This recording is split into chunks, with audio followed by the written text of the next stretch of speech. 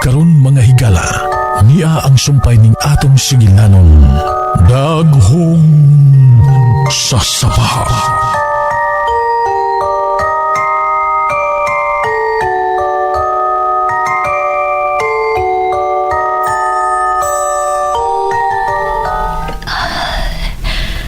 Ako ni uli sa kusina. Ug matulog na ko. Mayon ako nakatugayan ko. Oh. Naapli na sa napultahan. Sabrina? Rodel? Rodel, ikaw ang miabli sa pultahan? Rodel? Misabot ka pugno ang hangin gikan sa kawas. Rodel? Rodel! Uy, may tao din eh. Pero, tingog yun ni Rodel ang akong nabati. Rodel?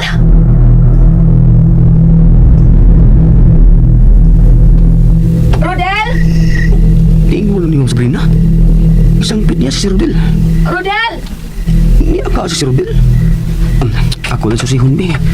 Pasin di ayog, ni pauli ko sila. Rodel? Oh, si Rodel ka na nagbalog sa garden? Rodel, anong naka na sa garden? Hain ba si Mama? Katug na. Suda diri sa bahay, Rodel. Anong naman ka na sa garden nagpangit-ngit? Katug na. Rodel! Asa ka? Rodel! Milugso sa sapa sa balot si Rodel. Rodel, makunsa ka diha sa sapa! Rodel!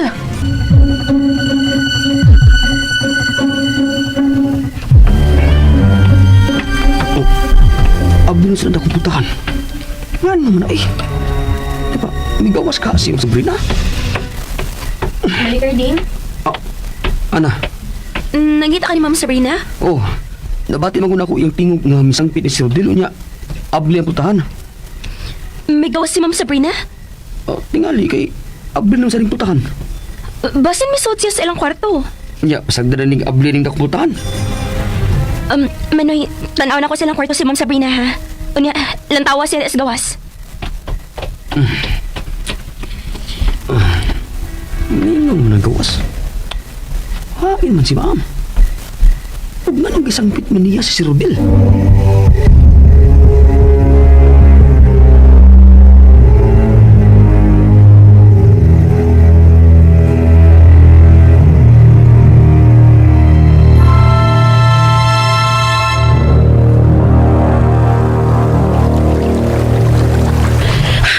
Rodel, ngano dili man ka motubag? Asa man ka kaingon? Ngano ni ani naman sa sapa? Rodel! Rodel, mga ligtas sa bahay! Ngit-ngit din sa sapa, Rodel! Nahibaw kang peligro ning taakon kung gabiing dako! Rodel, asa ka? Rodel, wat ako! Rodel! Ah! Rodel, tabangin ko! Rodel! Ma'am Sabrina, makakawit ko na! Ma'am! Rodel, balik dire! Rodel! Nasuksok sa kamatakaw yung akong kusaktil. Rodel! Ma'am! Ma'am! Kainig! Ako ni! Ikaw naman! Kita bangi ko! Nasagin sa kamatakaw yung akong tuong tiil. Ma'am Sabrina! Agay! Nga nang milugsog naman sa kanini, ma'am. Nisundan ako si Rodel, Karding. Tuwa siya ito na pinapaingon, oh! Ma'am, gilamat ka na sab. Huwag ko lang mata, Karding. Si Rodel lang ako nakita. Siya ang may abis sa pultahang dako. Unsa?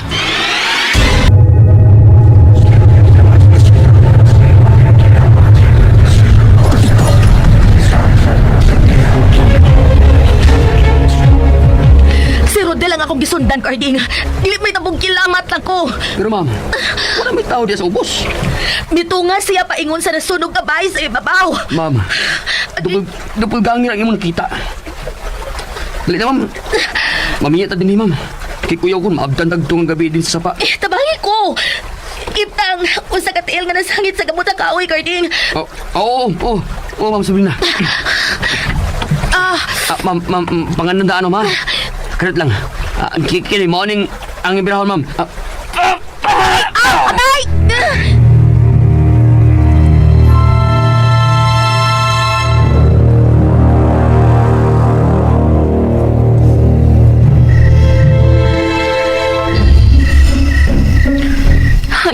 man ni Carding o Ma'am Sabrina.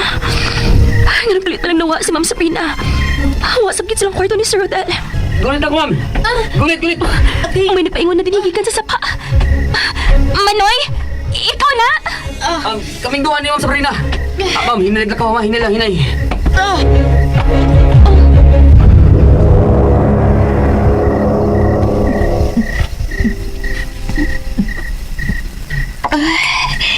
Unsa man, ma'am? Punan pang tubig? Ayun.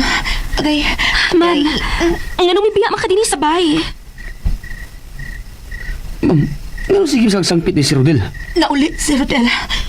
Unsa? Unsa? Oo. Sigurado ka, ma'am? Sigurado ko. Pero may lugsong siya sa sapa. Ma'am Sabrina, ang gapagdanger ni Sabto ni Sir Rodel ang nakita ni mo.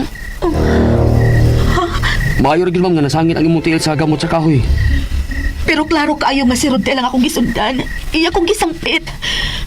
Siya ang nagsigi og abli sa dakong pultahan, Carding. Ha?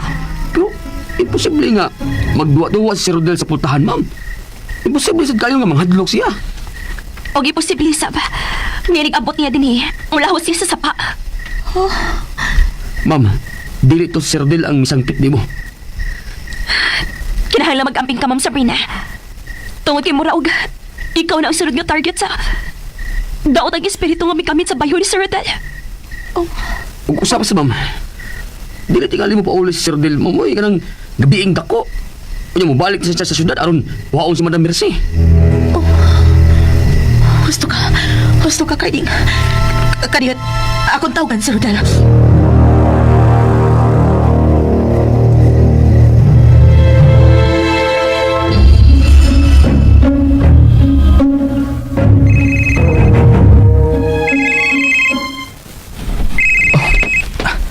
Sabrina nawag.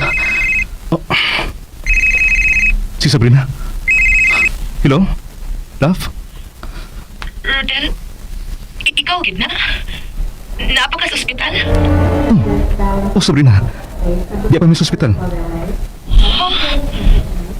Sabrina? Nausa man ka? Anong murang ka nabalak ka? Rodel, aray na lang ito magsulti sa ato. Sabrina, sulti na lang karon kung doon na kay problema diha. Okay na ko. Ganahan lang ko mahibaw kung naunsa na mo diha, Rodel. Okay na may diri. Mupaulan na may ugma diha sa buntag ni Mama. Kauban na yung nurse. Okay. Sige. Mag-aabot ka ninyo. Bye. Bye. Kinsa ka tong nanawag? Kinsa ka tong Rodel? Si Sabrina, ma. Nagsusi lang po niya ipabata sa ospital. Oh, nga naman. Nagduda ang imong asawa nga dili pa ta mamauli ugma. Naibaw naman siya nga ugma ta mamauli, ma. Pero nga nawag pa man gid siya aron magsusi.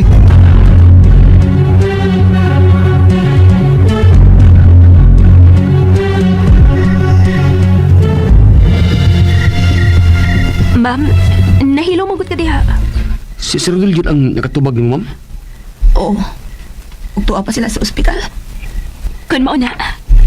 Dili si Sir Rodel ang nakita ni mo karon. Og imong gisundan, Ma'am Sabrina. Kung dili to si Rodel, kinsa man di ito? Daot ang espiritu nga nagpakarodal, Ma'am Sabrina.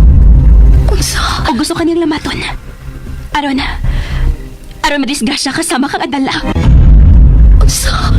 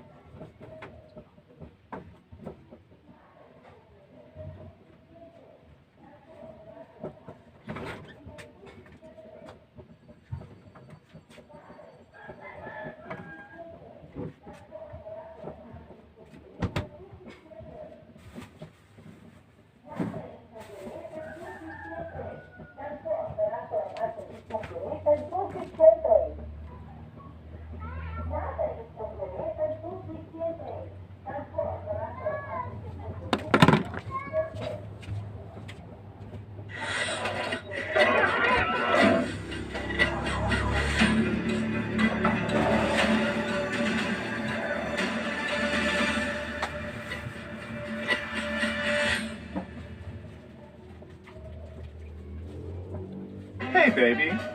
Feels icky? We got you, baby. Introducing new Huggies with 2 separate absorbent zones. Locks and pee and absorbs 93% of runny poo. New Huggies Skin Perfect Technology. Buy now.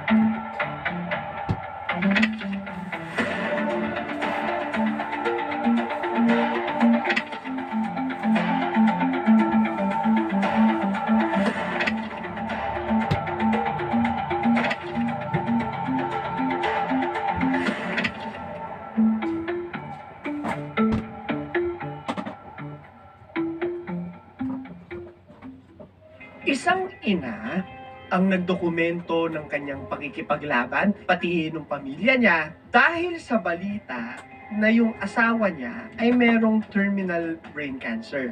So lahat po ng ito documented at makikita sa kanyang social media platform. In a way, kilala po siya at marami yung nakikinig sa kwento niya.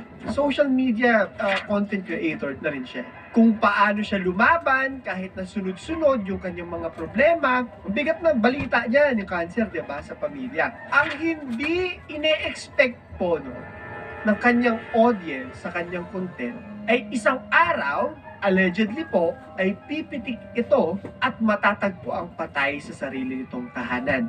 Pero hindi po doon nagtatapos ang lahat. Kasi bukod sa kanya, nakita na pati yung buong pamilya niya ay kasama na namatay. Sa kwentong pag-uusapan natin, meron tayong mga importanteng katanungan, kagaya na lang ng ano kaya yung nagtulak sa isang ina para bawian ng buhay ang kanyang buong pamilya. Pagkatapos ay ang sarili. Third is, gusto ko na samahan niyo ako ngayon sa pagsilip sa kwento ni Emily Long. Isa itong kwento ng kadiliman sa puso at sa pag-iisip. Yung mga kaguluhan na bumabagabag rito at may mga katanungan din na hanggang ngayon hindi pa rin po lubos mabigyan ng kasagutan. Mag-warning po ako na bago natin umpisahan yung kwento, magte-trigger warning tayo. Especially po sa mga katulad ko na sensitibo sa mga ganitong klase ng paksa. For now, ipapayo ko po, lumipat na muna kayo sa ating ibang mga videos. Pero, kung may pinagdadaanan po kayo, please seek professional help. May mga libre po kung hindi natin kayang magbayad. Marami, may mga kaibigan tayo, may pamilya tayo. Humingi po tayo ng tulong, ha? At para naman sa mga matatapang po na magpapatuloy sa pakikinig sa akin, ang goal ko lang naman po ay simple, na sana mapaisip ko kayong mga 30s ko at maisapuso ninyo yung palaging pag-check sa estado ng inyong mga pamilya at kaibigan. Napakasimpleng kamusta ka. Yun lang yun eh. Dahil hindi po lahat ng nakangiti, walang binibitbit. Hinga po muna tayong lahat ng napakalalim. 30s, umpisahan na natin. Ipapakilala ko sa inyo ang pamilyang Long. Unang-una, si Emily Long. Isa daw siyang director of operations sa isang restaurant chain na nagngangalang Wing It's. 34 years old siya. At siya yung nagkukwento na nabanggit ko kanina na pinapakita niya lahat ng pinagdadaan ng pamilya niya bago ang pagpatay niya sa mga ito. Allegedly po ha. Sa internet, sa mga ina-upload po niya, kitang-kita mo talaga. Pakikinggan mo pa lang. That there is a struggle within the family. At parang nagiging outlet niya yung social media dito. May mga tao po kasi talaga na wala makwentuhan in real life, kaya ginagawa nilang outlet yung social media. No? Nagre-respond kasi yung mga tao. And in a way, parang may nakakausap ka na rin. Mamaya po, sisilipin natin at gusto kong tignan natin yung takbo ng kanyang isip. Batay sa mga posts nito. Kung saan tatanungin ko kayo ha, kung sa tingin nyo ba, itong mga circumstances at problema niya at ng kanyang pamilya yung dahilan kung bakit pinatay niya ang kanyang pamilya. Pangalawa, si Ryan Long, 48 years old. Isa raw itong psychologist sa Oyster River Middle School sa Durham. Siya yung asawa na may cancer, obviously po doon. So na-share rin ni Emily na itong cancer na to ay tinatawag na glioblastoma. Isa raw itong agresibong form ng brain cancer. At dahil nga agresibo ito, terminal yung kanyang cancer, or sa Tagalog, may taning na yung kanyang buhay. So just imagine, kung makarinig ka ng ganitong balita tungkol sa mahal mo sa buhay, talagang magugulo at mababago yung kabuuan ng dynamics ninyo. Diba? Mahirap po ang magkaroon ng cancer. Hindi lang para dun sa may cancer, kung hindi para doon din sa pamilya na may cancer. Naging witness na ako dito. Physically, mentally, emotionally, at yung hindi kadalasang binabanggit is yung financially. Mabigat po talaga yan. And I can understand kung bakit ganito na lang din kabigat yung makikita po natin na nararamdaman nitong si Emily. Pangatlo, so apart from them, magiging biktima rin sa kwento niya yung kanyang anak. Kanilang mga anak na sina Parker, isang 8 years old, at si Ryan, isang 6 years old. At meron pang isang 3 years old na bata. Ngayon, alam na natin kung sino po yung buong pamilya. Mahirap din ang magpalaki po sa tatlong anak, lalo na, no, at kung makikita po natin kung mag-a-advance tayo, may iiwan sa kanya yung burden ng pag-aalaga dito, pagkita ng pera para sa kanila. Mabigat po talaga niyan, di ba? So tatanungin ko kayo, para sa mga may pamilya po dito na nagkaroon ng cancer, yung mahal niyo sa buhay, paano po yung nangyari sa inyo? Paano kayo nahirapan? Anyway, dahil po dito, no, sa nabanggit ko, meron ako isang tanong sa inyo.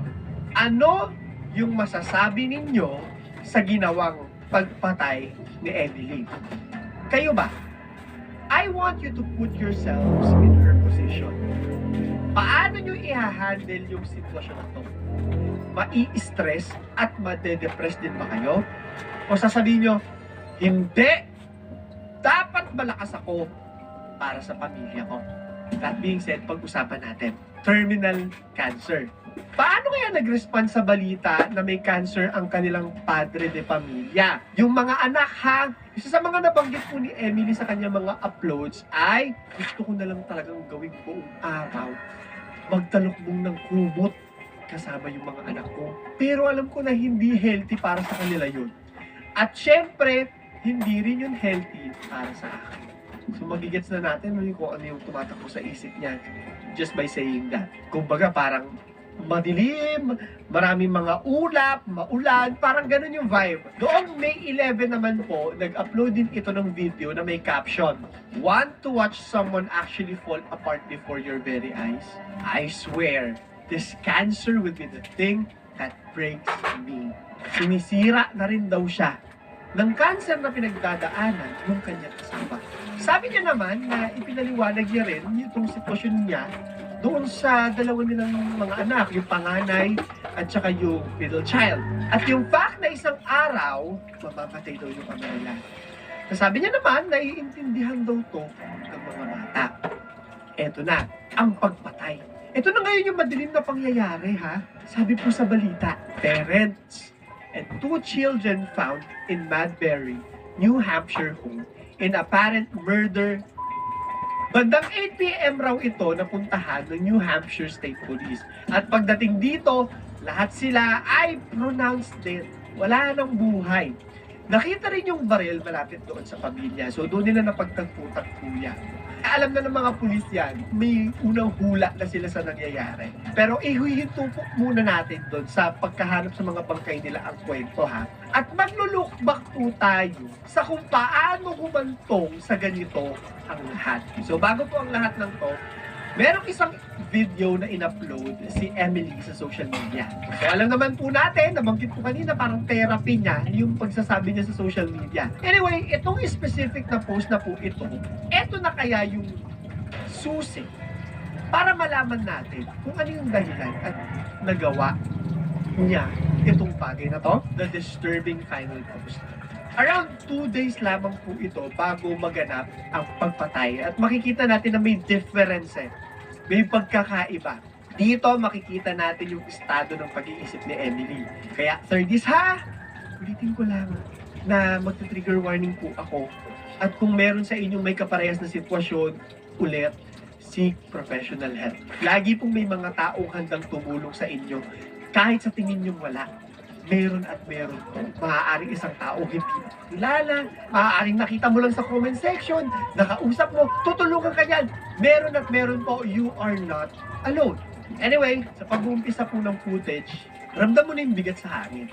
Ramdam mo na may madilim silang binibitbit. To which she confirms. Sa mga susunod na linya ng kanyang pagsasalita, nabanggit nito na ramdam niya na nahihirapan na rin ang kanyang mga anak. At dahil sa paghihirap o sa struggle nito, nararamdaman niyang parang may pagbabago raw na nagaganap doon din sa isa niya pang 3 years old na anak, yung bunso. Ang hirap daw dahil napakabata pa nito para sumailalim doon sa therapy. Hindi pa masyado nagsasalita yun di ba? Hindi naman matusure. Dagdag pa nito na alam niya raw na sasabihin lang ng mga tao na mag-therapy kayo. Pero siya, personally ha, sa kanya lang po to ha, hindi niya raw nakikita yung benefits ng mga therapy coming from her own experience. So ano itong mga changes na nakikita niya doon sa bata? Isang example po na binigay niya ay napansin niya raw nahihirapang matulog yung bata. Buong gabi raw, bago niya pinost yung video na in-upload niya, gising na gising daw palagi yung bata. At nag-iiyak lang buong gabi kung saan nagtataka raw siya. Hindi naman ganito yung anak ko. Ano kaya yung nangyayari?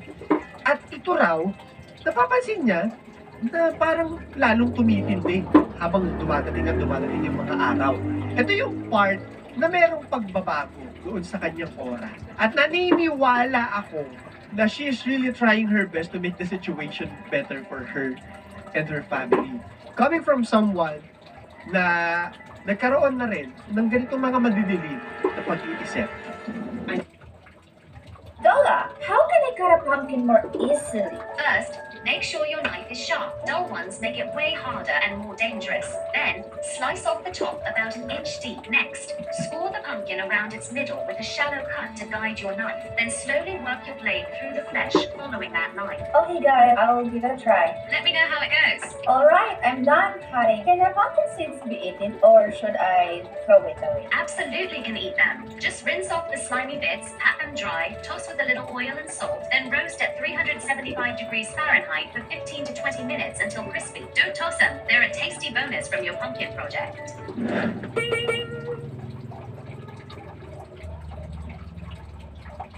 I know that I've said this before, but our kids are definitely struggling. And now I'm starting to notice some changes in our 3-year-old, which is tough because he's too young for therapy. I know that people are going to say play therapy. We've done that before, and I just don't really see the benefit in it. And he's too young for talk therapy, obviously. But like, for example, last night he just couldn't sleep. He was up all night long. He was crying. He's never like that. And I've been starting to notice him stirring more at night and just have a harder time. And it's just devastating. Sabi niya na kahit ganito ang nangyayari sa amin, I am determined to create normalcy. Nararamdaman ko po na parang sa bahay nila, at gusto niya lang itong pag-aanin. Nung araw daw na yun, makikipagkita siya doon sa mga kapitbahay nila. Magkakaroon sila ng munting salo-salo kasama yung iba pa ng mga kapitbahay. Kaso sabi niya, parang hindi makakasama yung asawa ko. Katabing bahay lang naman daw yon, so baka pumunta siya, no, madali lang naman lakarin, pero importante raw kasi na makalabas at makapaglaro yung kanyang mga anak kasama yung mga kaibigan nito. Given na nakikita niya na parang nahihirapan na raw yung mga bata. Dito na niya sinabi na marami yung kanyang struggle sa panahon ito at dumadaan sa depression. Ang gusto niya lang daw ay makasama ang kanyang pamilya. Sabi niya na ang bagay na ito ay nakakagaan sa kanyang pakiramdam, pero sabi niya, I don't think that's good. Iniisip ko kung ano ibig sabihin po niya dyan. Nagigilty kaya siya na nag-e-enjoy sila? Or meron ba silang dynamic sa loob ng bahay kung saan bawal silang lumabas, bawal silang mag-enjoy? So wala po akong mabibigay na update sa inyo regarding dyan. Pero sabi po niya, gawang nabanggit niya na rin daw to, gagawa raw siya sa araw na yon ng pagbabago. Nag-uumpisa na raw siyang manamit ng ayos, gusto niya raw maging presentable, gusto niya raw maging sociable, makisalamuha sa mga kapwa-tao. Before yung lahat ng mga problema nila, sobrang social niya raw talaga. Pero nito mga nakaraang buwan daw, itinigil niya ang lahat. Kaya nga sa araw daw na yun, gagawa na siya ng punto para makaalis sa pinagdadaanan niyang depression. Tinapos niya ang post sa pagsabi ng Happy Saturday, I hope everyone is having a fantastic day. Dahil siya raw, oo. Hinga lang ako ng malalim. Because having experienced depression myself, alam ko po na itong post na ito is a cry for help. Yung bang umaasa ka na may magre-reach out sa'yo, kahit papaano, mapapagaan nila yung loob mo. Sa mga nanonood po ngayon ha, always check on your friends. Ask them, wala hiya-hiya, di ba? Ipaalam nyo na nandyan kayo para sa kanila. Hindi lahat ng panahon po, malalaman mo may problema ang kaibigan mo. Marami magaling magtago, may maskara. Pero sabi nga nila, there will be signs. So be observant. I am determined to create normalcy. We're going to go down the street to our neighbors who are our close friends with a bunch of our other friends. I don't think that my husband will come. Maybe he will, because it's right down the street, it's just a couple houses down. But it's important for my kids to be with their friends. And I have been struggling so much and really depressed and just have really become reclusive and just wanted to be with my kids and my husband. And while that might feel good for me, I don't think that that's good for me. So, that being said, I'm making a change. It is starting today. I am going to start getting dressed. I'm going to probably not put makeup on because I don't really wear makeup very often unless I'm going somewhere, but I need to become more social again. I used to be like the most social human on this planet. In the past month, I have basically declined 98% of all offers, and my kids need to be with their friends. So, hold me to it. Today, I am adjusting my perspective, and I'm making a point to get out of my depression and do this for my family. So, that being said, happy Saturday. I hope everyone's having a fantastic day. I'm going to the sole survivor. Sabi ng mga otoridad, meron daw tumawag sa kanila via 911 call nung araw na pinatay itong buong pamilya ha. At sinasabing marami raw patay sa loob ng bahay. Meron pong patay dito, patay sila lahat. Pumunta na po kayo. So madali po silang pumunta. At tama nga yung mga report. Pero ang hindi nila inaasahan po, no, habang tinitignan nila yung mga katawan na walang buhay, merong isang bata. Siguro umiiyak pa to kasi 3 years old lang to eh. At sa awa ng Panginoon, buhay itong isang anak. Yung 3 years old lang na binanggit doon kanina sa video. I think siya yun.